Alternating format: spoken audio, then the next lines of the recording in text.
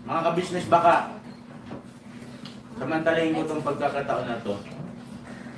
Kung po pwede po sana, lalambing ako sa inyo. Supportahan niyo po yung Anime Reactors TV. Solid ka business po yan. Tapos ano po kasi siya, bedridden na po, mga ka-business. So sa pamamagitan ng pagbablog, awa ng Diyos nga, na-monetize na siya. Nagkakaroon siya ng kaunting revenue. Kaya maliliit lang kasi yung views niya. Baka pwede po suportahan natin si Anime Reactors TV. Yan. Pero bedridden na po siya. Kaya mapapansin nyo yung at least na mukha niya, pinapakita niya. Cartoon character. Suportahan po natin yan, Anime Reactors TV.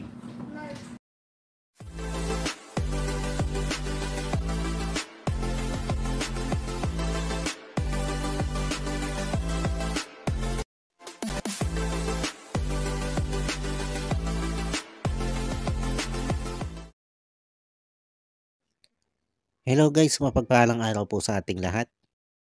Narito pong muli ang inyong lingkod, Anime Reactors TV. At sa mga hindi pa po nakaka-subscribe dyan sa aking munting channel, ay baka pwede naman pong makipindot na po na subscribe button. At makilike and share na rin po ng aking mga video. At patuloy din po natin suportahan ang Mag-amang Ka-Business Official at Papa Dins TV. At ganun din po yung kanilang second YouTube channel na Ka-Business Family.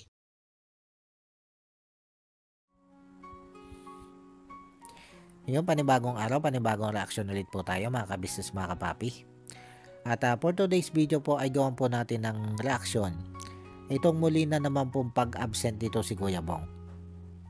At nandahil nga po dito, sa muling pag-absent na naman ito si Kuya Bong, ay minabuti na po nito sila ka-business. Napuntahan ito sa kanyang bahay. Dahil ayon nga po dito kay ka-business, ay padalawang araw na nga pong hindi na naman pumapasok itong si Kuya Bong. Ito nga daw po ay noong Lunes. At ito nga po, nitong Martes ng umaga, nung mapansin nilang hindi pa rin pumapasok itong si Kuya Bong, ay minabuti na nga po nila napuntahan ito sa bahay niya. At sabi nga po nito si ka-business, ay kaya daw nila ginagawa ulit itong ganitong pagpunta dito kay Kuya Bong pag hindi ito pumapasok. Ay kasi gusto nga po nila daw maagapan itong nakikita nilang pagbabago na nito si Kuya Bong. Dahil nakitaan na nga po nila ng napakalaki na ng pagbabago nito si Kuya Bong. At kung hahayaan nila na mauwi na naman ito sa ganitong pa-absent at matukso na naman ng barkada o ng maling barkada, ay sayang lang yung nasimulan nito si Kuya Bong na pagbabago. Kasi kahit naman tayo mga ka-business, mga kapapi, ay nakita na natin yung malaking pagbabago nito si Kuya Bong. Na napansin nga natin na ito si Kuya Bong ay kung sana pong nag-church. At isang maganda na nga po itong sinyales ng pagbabago nito si Kuya Bong. Dahil utay-utay na nga po niyang inilalapit ang kanyang sarili sa ating Panginoon. At ito yung ayaw masayang nitong sila ka-business. Ito nga pong nakikita nilang tuloy-tuloy ng pagbabago nito si Kuya Bong. Bagamat paunti-unti pa lang yung hakbang nito si Kuya Bong para dun sa kanyang pagbabagong buhay. At kung dati-dati nga ay pakiusapan pa para mag-church lang itong si Kuya Bong, ay samantalang sa ngayon ay eto nga po, kusa nang nagsasabi itong si Kuya Bong para mag-church. At dahil nga po dito sa maganda ng ipinapakita nito si Kuya Bong sa kanyang pagbabago, kaya naman ito sila ka-business ay nagiging maagap sa mga ganitong sitwasyon. Na ang inaalala nga nila ay kung hahayaan na naman nila magpa-absent ito si Kuya Bong, ay hindi nga po malayong mahatak na naman ito ng maling barkada. At mapatambay na naman sa inuman. At alam naman natin na itong si Kuya Bong ay pag nayayaya ng barkada ay hindi na nga po makatanggi. At ito nga po yung ikinababahala nila ka-business kung hindi nila maaagapan ito si Kuya Bong. Dahil syempre, ayaw na nito sila ka-business na itong si Kuya Bong ay mabalik na naman doon sa dati niyang gawi. Lalong-lalo na nga po doon sa mga dati niyang bisyo. At ito nga po mga ka-business, mga kapapi.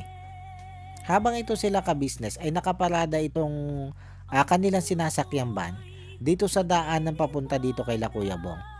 Ay napansin nilang itong si Kuya Bong ay dumaan dito sa may harap ng kanilang van. Kaya naman dali-dali itong si ka-business na bumaba ng van at sinundan niya po niya ng palihim itong si Kuya Bong. At ito nga po, hindi na malaya nito si Kuya Bong na nasa likuran na pala niya itong si ka-business. Hanggang sa sinabayan na nga po ni ka-business itong si Kuya Bong at inunahan pa nga sa paglalakad. At numalingon nga po nito si Kuya Bong na ito si ka-business na pala ang kanyang kasabay sa paglalakad, ay tila nabigla din itong si Kuya Bong. At nung nasa unahan na nga ito si ka-business, ito si Kuya Bong, ay lumingon ito si ka-business dito sa kanyang mga kasamahan sa likod.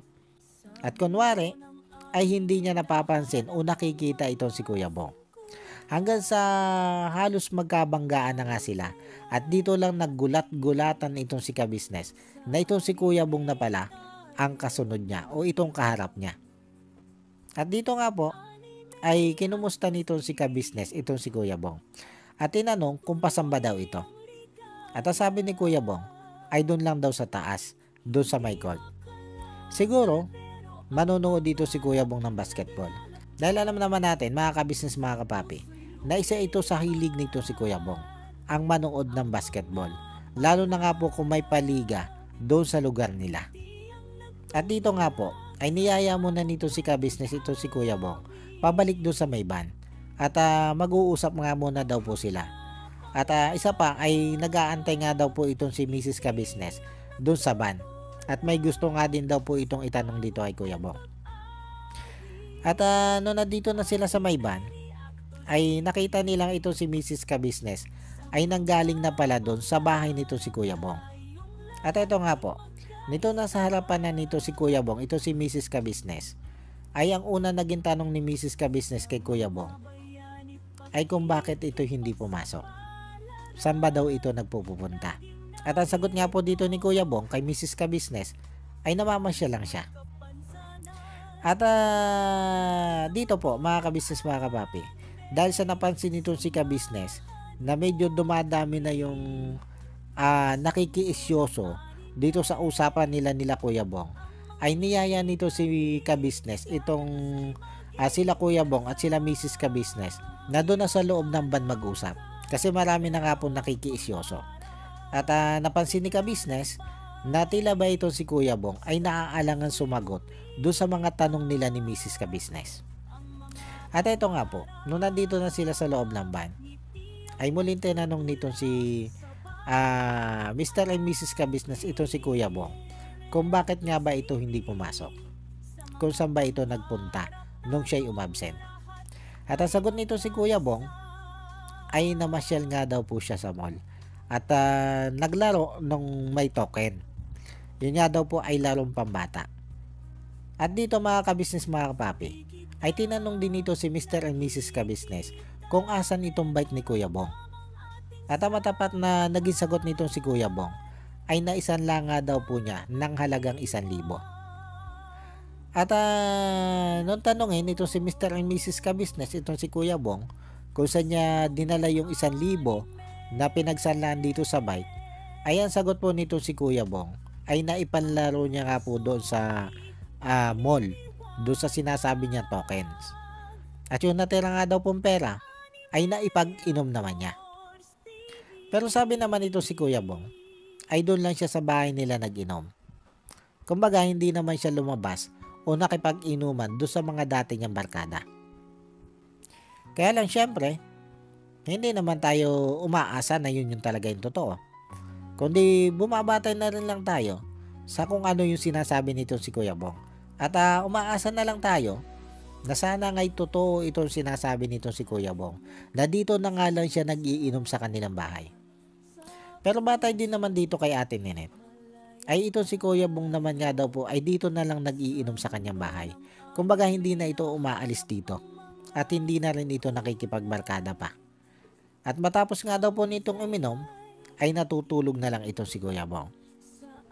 At syempre, kung ano yung sinabi nito sila Ate Nenet at yun din naman yung sinasabi ni Kuya Bong, ay mainam na yun na lang yung muna ating paniwalaan.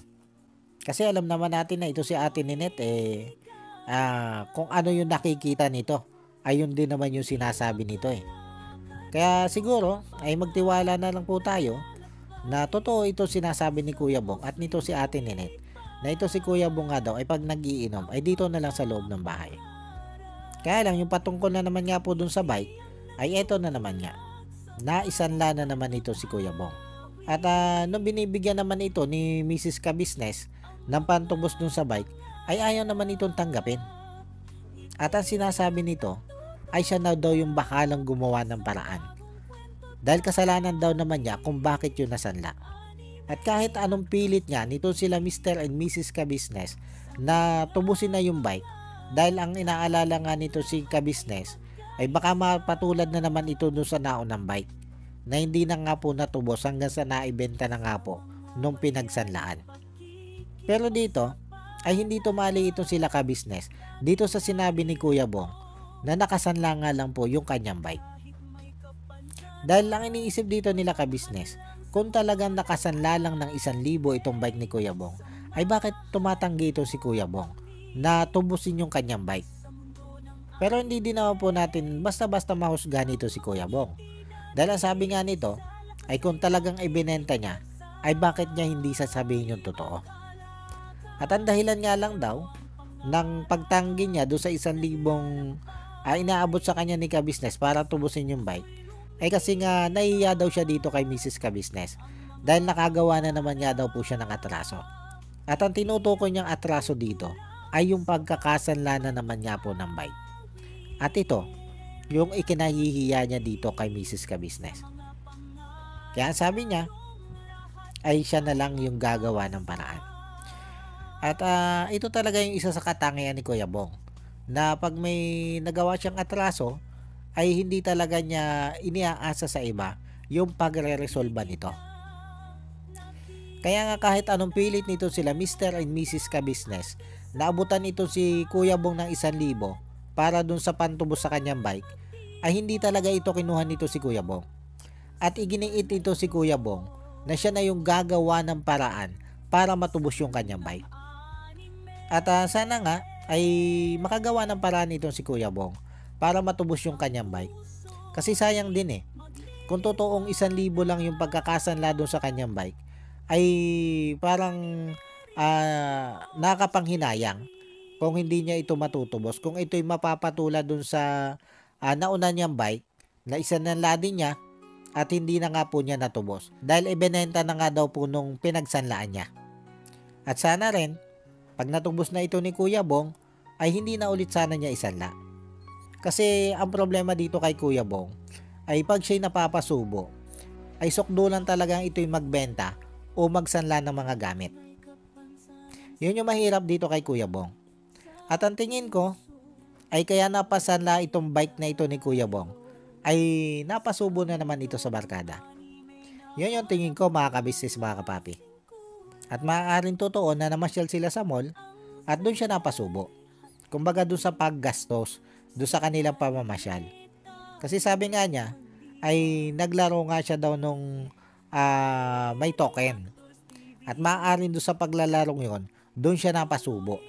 At nakagasto siya ng medyo malaki. At yun nga, yun natira doon sa 1,000 na sinasabi niya na pinagsanlaan niyang bike, ay di yun naman yung pinag-inom niya. Na hindi din natin alam kung totoo nga bang nung araw na yon ay siya lang mag-isa yung nag-inom. O baka kasama din yung kanyang mga barkada doon sa kanyang pag-iinom.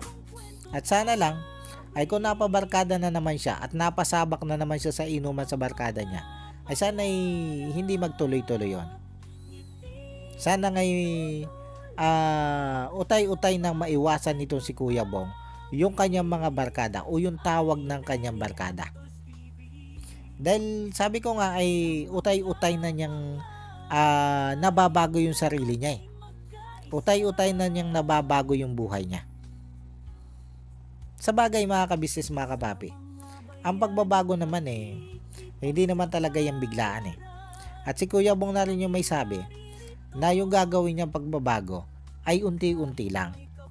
Dahil para sa kanya ay hindi talaga niya kaya ng biglaan. At kalimitan naman yan mga kabisnes, mga kapapi, doon sa mga taong gustong baguhin yung sarili nila. Hindi talaga nila yan nagagawa ng biglaan, kundi utay-utay nilang binabago yung kanilang sarili. At sana nga, itong nasimulang pagbabago na ito ni Kuya Bong ay mapanindigan na niya ng tuluyan. At sana, isang araw, ay makita na natin na itong si Kuya Bong ay talagang tuluyan na nagbago. Paano mga kabisnes, mga kapapi, hanggang dito na lang muna ulit po. At sana po'y nagustuhan nyo itong aking reaction video na ito. At muli po ay maraming salamat po sa patuloy nyo pong pagsuporta at sa wala nyo pong sawang panonood sa aking mga nire-reaction ng video. At sa mga hindi pa po nakaka-subscribe dyan sa muntikong channel, ay baka naman po pwedeng makipindot na po ng subscribe button at maki-like and share na rin po ng aking mga video. At bago po tayo tuluyang magtapos, ay gusto ko lang pong i-shoutout itong sila Ma'am Nerissa ng New Jersey.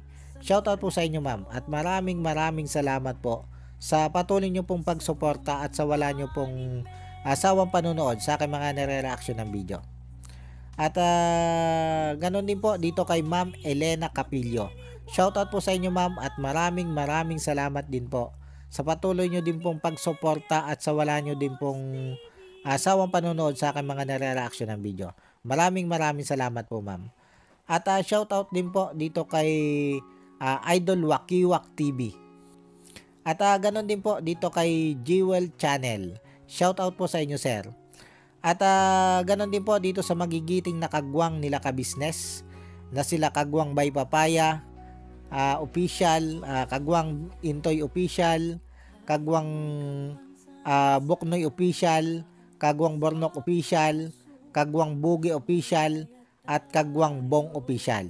Shoutout sa inyong lahat.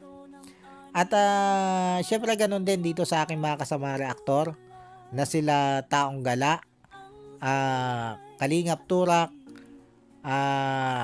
Katangay PLC, Mamplers Channel, MK Inday Okray TV, Annalisa Reality Vlog, Alminda Mix Vlog, at Joyce 27 TV. Shoutout po sa inyo. At muli po ay maraming salamat po, and God bless po sa inyong lahat. Anime Reactors, shoutout po. Suportahan natin yan si Anime Reactors TV. Yan, pakisupport po natin. Siya po ay isang bedridden na mga ka-business.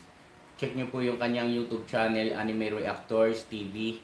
Siya po siyang bedridden na, ayan, kahit paano nakakagawa-gawa siya ng mga reaction video patungkol sa ka-business official.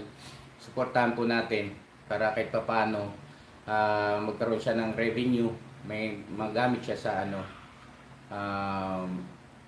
pambili-bili man lang ng gamot, ano po mga ka-business.